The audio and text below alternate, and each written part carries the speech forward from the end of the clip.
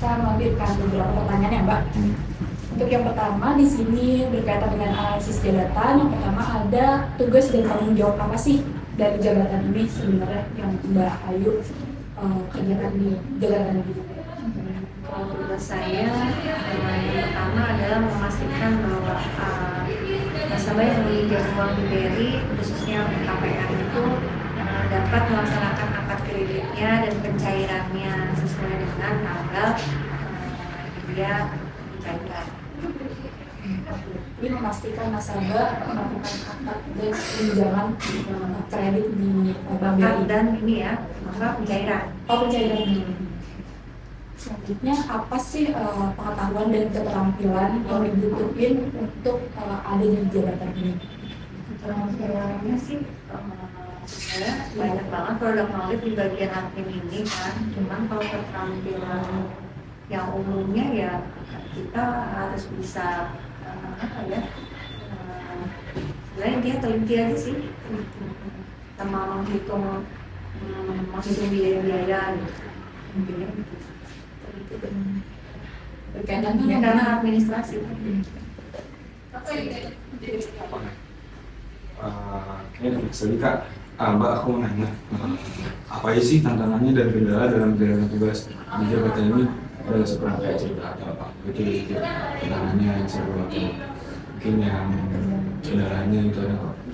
Di ADK banyak. Tantangannya ya tantangannya banyak sekali ya. Salah satunya ibaratnya komplain nasabah kan. Oh ya. Pernah nih komplain nasabah ibaratnya dia pinjaman KPR suku bunganya fixnya itu kan 3 tahun, harusnya dia angsurannya misalnya 1 juta. Nah setelah suku bunga fix 3 tahun itu itu suku bunga kontan ya.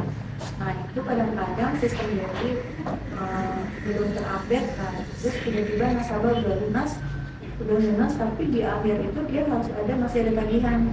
Nah ini yang membuat misalnya kita korban yang harus ngomong ke nasabahnya bahwa bapak ini masih terdapat kekurangan. Nah itu ada nasabah yang menerima, nasabah yang marah.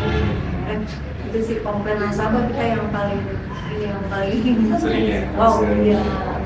Itu sih.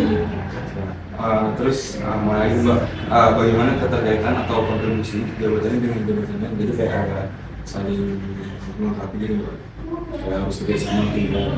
Nah keterkaitannya kalau untuk admin administrasi kredit yaitu keterkaitannya sama marketing biasanya, marketing dan pemimpin cabang kan. Ibaratnya yang mencari nasabah itu kan marketing, RM-nya kan, RM-nya cari nasabah, setelah itu di-approve sama Pak Pinca. Setelah di-approve sama Pak Pinca, lalu akan ada ibaratnya approval dari kantor wilayah. Dari kantor wilayah baru setuju ACC untuk akad kredit, nah baru si admin itu yang melaksanakan akadnya, bikin biaya notaris, biaya admin, biaya provisi. Nah itu sampai dengan akad pencairan itu admin. Selanjutnya gimana sih Mbak proses operasional dalam jabatan ini? Maksudnya itu kayak proses dari jam masuknya sampai jam pulangnya. Kalau jam masuk standar, ya kan jam masuknya standar. Kalau sekarang bulan puasa kan berarti masuknya jam 7, pulangnya jam 4 kurang 15. Biasanya itu masuk kita jam 7:30, pulangnya 7:30. Terus istirahat 1 jam. Jadi jam 12. Iya. Tapi kalau puasa 1/2 jam. Selanjutnya persyaratan apa aja sih Mbak yang dibutuhin buat kita tuh bisa diterima di jabatan ini?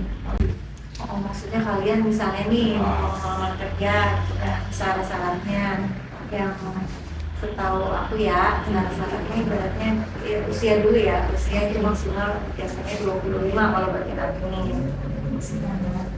Terus syarat-syarat umumnya yaitu CV, terus lulusannya sarjana ya, satu minimal.